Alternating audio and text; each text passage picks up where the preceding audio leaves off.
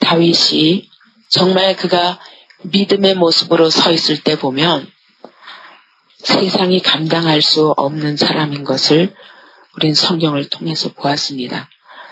2번씩이나 그 긴 세월 10년 이상의 세월 동안 사울에게 쫓기면서 말할 수 없는 그저 분초가 늘 생명의 위협을 당하는 가운데 이리 쫓겨다니고 저리 쫓겨다니면서 지칠 대로 지쳐있기 때문에 사울이 코앞에 있을 때 2번씩이나 죽일 수 있는, 내 손으로 죽일 수 있는 기회를 하나님이 주셨을 때도 그는 전적으로 하나님께 내가 앞으로 얼마를 더 쫓겨다니고 떠돌아다닐지언정 그러나 내 손으로는 하나님의 기름 부으신 자를 절대로 손을 대지 않으리라. 어차피 내 생명은 하나님의 손에 있으니 하나님께 맡기고 그 속에 들어가서 창과 물만 가지고 나오기도 하고 옷자락을 베기만 하면서 내가 당신을 죽일 수 있었으나 이렇게 나는 당신에 대해서 아무 해할 마음이 없나이다. 이런 고백까지 하고 뒤따라 나가기도 하고 또 먼 산에서부터 외치기도 하고 그러면서 담대히 하나님이 당신과 나 사이에 판단하시길 원합니다. 이렇게 믿음으로 고백하던 다윗이 한순간 떨어지니까 완전히 미궁으로 빠져드는 것입니다. 오늘 보니까 결국은 아기스의 그 권고에 의해서 차마 거절할 수가 없는 것입니다.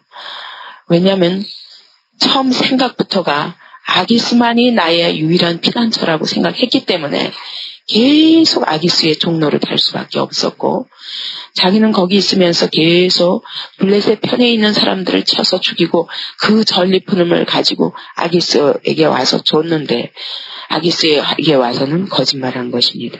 이스라엘의 남부를 쳐가지고 왔습니다. 이야, 과연 너는 내 종이구나. 아주 확실하게 아기스의 종으로서 자리를 잡았습니다. 그렇기 때문에 블레셋 사람들이 이스라엘과 싸울 때 나는 싸울 수 없다고 말할 수 없습니다. 심지어 아기스 자신이 이 사람은 영원히 내 곁을 떠나지 아니하리라. 왜? 이스라엘의 원수가 이제까지 되어왔으니까 이제는 내 사람이다 믿었기 때문에 자 같이 가자 했을 때 거절할 수가 없는 것입니다. 그래서 아기스를 따라서 블레셋 사람들과 함께 지금 하나님의 백성들과 마주 서게 된 것입니다. 하나님의 종으로서 하나님 나라의 왕으로서 기름 부음 받고 정말 자기 백성 이스라엘을 위해서 이스라엘의 대적과 하나님의 원수들과 싸워야 할 자가 오히려 하나님과 원수된 자리에 서 있게 된 것입니다.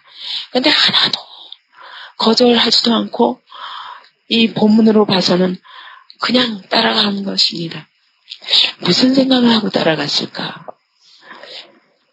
근데 오늘 우리도 이런 자리에 놓이게 됩니다. 우리가 어찌 보면 그리스도인들이 적당히 세상과 조금은 손잡고 그들에게 아주 아름다운 모습으로 비치면서 그렇게 얼마든지 아름다운 신앙생활을 할 수 있지 않을까? 꼭 그렇게 흑백 논리로 이거 아니면 이거 이래야 되는가? 그러나 성경은 우리에게 여지를 주지 않습니다. 우리가 하나님의 편에 서면 어쩔 수 없이 세상과 원수가 되게 되고 그렇지 않으려면 세상과 손을 잡으면서 결국 하나님의 원수처럼 살 수밖에 없는 것입니다. 이것이 다윗의 이 모습을 통해서도 오늘 우리가 확인할 수 있는 것입니다. 이렇게 된데 출발이 어디서부터입니까? 27장 1절에서 다윗이 그 마음에 생각하기를 내가 후일에는 사울의 손에 망하리니 그랬거든요. 이게 어디서 이루어졌습니까? 생각 속에서 이루어졌습니다.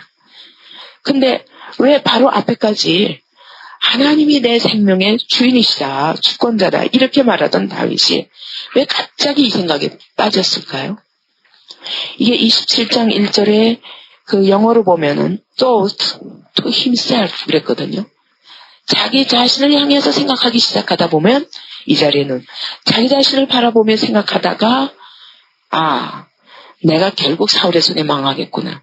조금 전에는 절대로 여호와께서 내 생명을 붙들고 계시기 때문에 당신이 나를 해할 수 없고 나도 여호와의 기름 부으신 자를 해할 수 없다. 하나님이 우리 사이를 판단하시리라 했는데 갑자기 자기 자신을 바라보자마자 속히 생각이 바뀌기 시작합니다. 아, 내가 사흘 전에 망하겠구나. 내가 여기서 살아남을 수 있는 길은 블레셋 사람에게 가는 거다. 내가 아기스의 종되는 것밖에 길이 없다. 하고 블레셋 땅으로 들어갔던 것입니다. 이것이 시작입니다. 로마서에도 말씀하시기를 육신을 좇지 말고 성령을 좇으라 말씀하시면서, 그러면 육신을 좇는 것이 뭐냐? 성령을 좇는 것이 뭐냐? 육신의 생각을 하면 그게 바로 육신을 좇는 것이고, 성령의 생각을 하면 그것이 바로 성령을 좇는 것이다. 그러니까 로마서도 동일하게 말하기를 성령을 좇는 유일한 방법은 뭐냐? 성령의 생각을 하는 것이다. 생각을 뺏기지 말라. 그러면서 이 생각으로 시작해서 끝이 뭐냐? 하나는 생명과 평안이요, 하나는 사망과 화라고 말씀하시는 것입니다.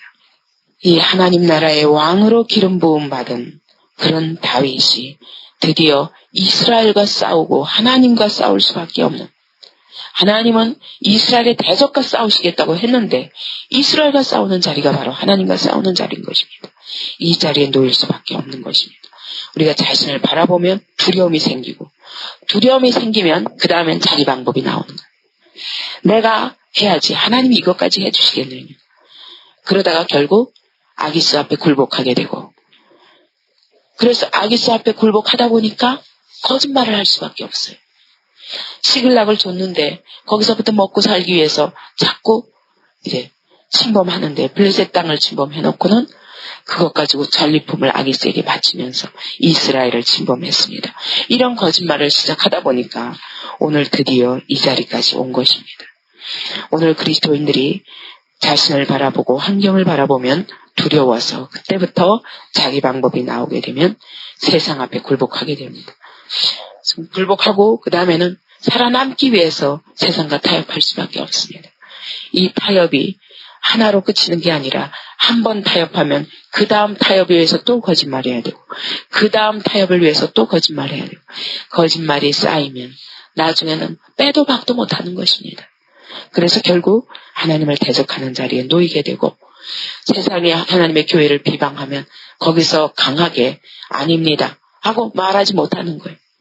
세상이 그리스도인들을 비방하면 아닙니다 하고 거기에 말씀으로 말하지 못하는 거예요. 이제까지 타협해온 사람이 거기서 어떻게 따로 빠질 수 있습니까? 이러면서 세상 속에 깊이 들어가게 되는 것입니다. 오늘 다윗과 그의 사람들도 아기스가 가자니까 어쩔 수 없이 같이 따라 나섭니다.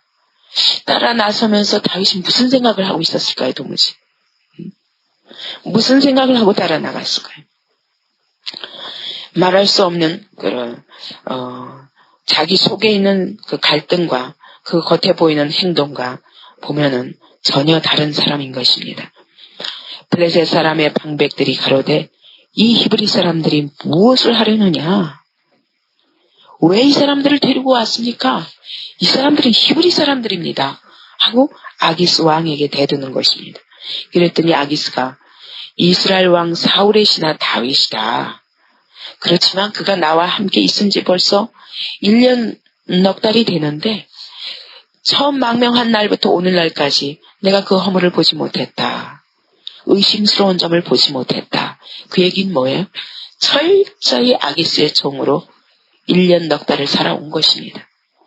그것이 속까지는 아니라 할지라도 철저히 거짓말을 하면서 살아남기 위해서 그 자리에서 계속 거짓말을 해왔는데도 아기스를 얼마나 철저히 속였는지 아기스가 의심 하나 없이 그를 믿었던 것입니다. 여러분, 그리스도인들이 이렇게 세상 속에 들어가서 타협하기 시작하면 철저한 위선자로 바뀌게 돼요. 자기 입술의 고백과 교회 와서 하는 고백과 세상에 나가서 사는 삶이 다르고 세상 앞에서 하는 말이 다르고 어쩔 수 없이 이중적인 삶을 살 수밖에 없는 것입니다. 그래서 많은 세상 사람들이 그리스도인들 보고 위선적이다, 가식적이다 말하는 게 그럴 수밖에 없는 것입니다. 우리가 여기서 우리 자신이 어디에 서는가를 결정해야 됩니다. 내가 정말 하나님 편에 서든지 아니면 세상 편에 서든지 둘 중에 하나지 그 중간점은 있을 수 없는 것입니다. 블레셋 사람의 방백들이 그에게 아기스에게 막 노를 바랍니다. 그러면서 말하기를 이 사람을 제발 돌려보내십시오. 왕이 그에게 정한 그 처소로 가게 하소서. 시글락으로 돌아가게 하소서. 그는 우리와 함께 싸움터에 나갈 수 없습니다. 왜냐하면 그가 전쟁에서 전쟁하다가 갑자기 우리의 대적이 돼가지고 우리를 쳐서 죽이면서 사울과 다시 화해하지 않겠습니까? 여태까지는 사울의 원수로 우리 가운데 왔지만 전쟁터에 들어가서 이 다윗이 사울과 화해할 수 있는 유일한 길은 우리의 머리를 잘라서 그들에게 주면 분명히 사울과 다윗이 한편이 됩니다. 똑같은 민족이기 때문에. 이 블레셋 방백들은 다윗의 정체를 본 것입니다. 그가 어떤 사람입니까? 그 분명히 우리의 대적이 됩니다. 그러면서 그가 무엇으로 그 주와 다시 화합하리까? 이 사람들이 우리들의 머리 가지고 화합할 것입니다. 그 사울과. 그들이 춤추며 창하여 가로되 사울을 죽인다는 천천히요 다윗은 만만이로다 하던 이 다윗이 아닙니까? 이 사람이 우리 머리를 쳐서 사울과 딱 연합하면 이스라엘 사람들이 어떻게 다윗을 찬양했는데 반드시 이 사람은 다시 자기 백성으로 돌아갈 것입니다. 이러고 방백들이 말합니다. 아기스가 다윗을 불러 그에게 이르되 여호와께서 사시거니와 내가 정직하여 내게 온 날부터 오늘까지 내게 악이 있음을 내가 보지 못하였으니 나와 함께 군중에 출입하는 것이 내 속에는 좋지만 이 장관들이 너를 좋아하지 아니하니 할 수 없다. 돌아가라. 그래서 이 블레셋 사람의 이 블레셋 땅에서 살려면 저 블레셋 장관들과 거슬려 보이면 안 되겠다. 돌아가라. 참 이게 바로 하나님의 백성들의 축복입니다. 우리는 잘못 갔는데도 하나님이 그를 기름 부으셨기 때문에 어쨌든 허물 있게 하지 않으시는 거죠. 이스라엘의 왕으로 세워지는 데 있어서 만약 이 자리에서 이스라엘과 싸웠으면 다윗이 왕이 되겠습니까? 안 되는 거예요. 그러니 여러분 하나님께 기름 부음 받았다는 이 사실은 여러분 놀라운 사건입니다. 다윗이 허물이 없는 자가 아니라 이렇게 끊임없이 미궁으로 빠질 수 있는 자인데 완전히 삼천포로 빠질 수 있는 사람인데 하나님이 한번 약속을 하시고 기름 부으셨기 때문에 그에게 대해서 그의 모든 발걸음에 대해서 책임지시는 거예요. 오늘 우리는 이렇게 말합니다. 난 못해요. 난 못해요. 난 안 돼요. 마치 그것이 겸손인 것처럼 하나님 앞에서 전 못해요. 그런데 여러분 그건 믿음이 아닙니다. 하나님이 기름 부으시면 책임지시는 거예요. 사실 다윗이 그 아름다운 하나님의 사람이 되는데 기름 부으신 그 시간부터 하나님이 이미 계획된 것이에요. 기름 부으시자마자 이렇게 안 되는 다윗을 하나님은 훈련시키지 않으면 안 되기 때문에 사울에게 쫓기는 시간을 주시는 거예요. 기름 부으셔서 빨리 왕으로 세우시지. 왜 사울에게 이 10년 이상의 세월을 이렇게 쫓기게 만드시는가?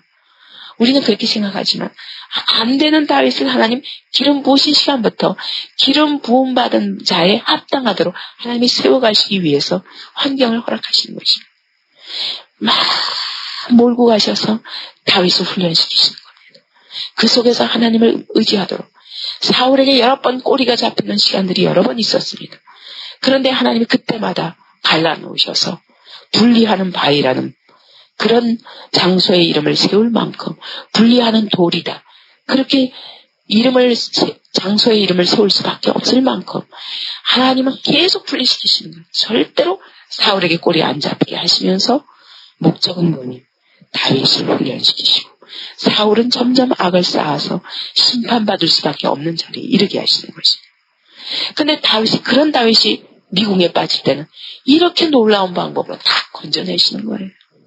왜냐? 당신이 기름 부으셨기 때문에. 여러분, 하나님이 기름 부어주시기를 사모하십시오. 나는 할 수 없지만 그분이 약속을 하시고 그 약속을 이루어 가시는 과정이 하나님이 우리를 쓰시는 과정입니다. 처음부터 되어져서 하나님께 쓰임받는 사람은 단 한 사람도 없습니다. 기름 부음 받고 나서도 우리는 이렇게 세상에 빠지는 자들입니다. 근데 하나님이 계속 건져내시고 간섭하시고 온전한 사람으로 만들어 가시고 허물이 있을 그 즈음에 우리를 탁 쳐서 거기서 그물로 건져내시듯 건져내시는 것입니다. 그러므로 여러분, 하나님이 부르실 때 주님 제가 여기 있습니다. 저를 써주옵소서. 이것이 우리의 고백이 되어야 됩니다. 주님 나를 붙들어 주옵소서. 주님 나를 사로잡으시고 당신의 뜻대로 인도하옵소서. 그러는 자가 우리가 상상할 수 없는 사람으로 크어서 가는 겁니다.